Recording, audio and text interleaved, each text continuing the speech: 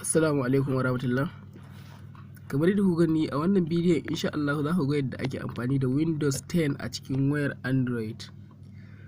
Abu ɗaya za ka yi kawai, wannan application da kuke ganin sa shi za ku sauke zuwa wayar ku, ta yadda za ku buɗe shi kuna yin komai kamar a kwamfuta. Duk abin da kake so ka ɗan sani kafin ka sai kwamfuta ko kuma kana da ita ma, za ka iya daɗa yin wasu abubuwan da dama a cikinsa. Insha Allah ku biyo ni daga farko a ƙarshe, sannan zan ajiye muku link ɗin a description ku je ku ɗauko shi. Kamar yadda kuke kallo, kun gan shi yana loading kamar kwamfuta, kamar yadda kuke gani ya buɗe kamar normal Windows 10. Gashi dan ya samu mini 7.5. to abin da zaka kawai shikenan, inda kuke ganin wannan farin abin, to a nan hannuna yake, sannan kuma ga inna wannan kibiyar take yawo a ciki, sai ka ja hannunka sama kamar haka, zai buɗe ma dukkanin wani abu. A wannan post ɗin da za ku je ku sauke wannan application, na rubuta dukkanin wani abu da ya kamata ku sani kafin ya buɗe. Kamar da kuke gani, normal inda mutum ya san cikin Windows 10 to haka yake.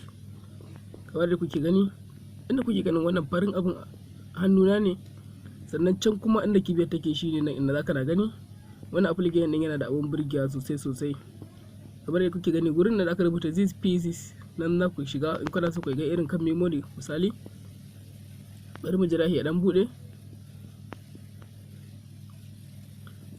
Kamar da kuke gani, ya yanzu yana loading.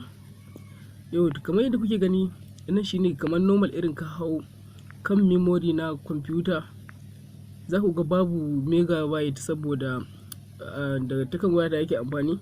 Sannan ga these pieces, ga duk dai wasu abubuwa ga hinan su document, su music, duk dai inda kuka san dai normal Windows 10.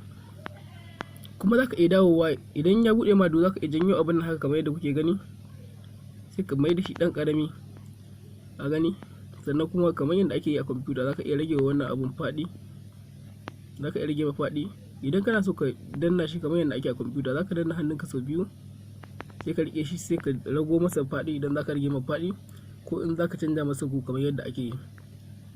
Yanzu nan idan na shiga, kun gani normal kaya ne na irin nasu na Windows, ma'ana file ɗin da ya hau ya install a ciki. Kuma abun burgewa, application ɗin ba shi da nauyi sosai, yana da matuƙar burgewa sosai. Duk wani saiti da ka sani da kuma abun burgewa sa na ƙarshe shine ga store, wanda za ka sauke duk wani application da kake so. Wannan application ɗin yana amfani da irin su, amma dole sai ka buɗe data. Za ka shiga wannan store ɗin, zai loading, zai kawo ma application su gyama da shauransu, sai ka sauke duk wacce kake so. Kun gan shi yanzu ba zai buɗe ba, kasancewar babu data a buɗe, amma in dai ka bi wannan hanyar da insha Allah wannan application zai burge ka sosai. Akwai link ɗin a description. Kada ku manta da subscribe. Mun gode. Mun haɗu da ku a wani bidiyo na gaba.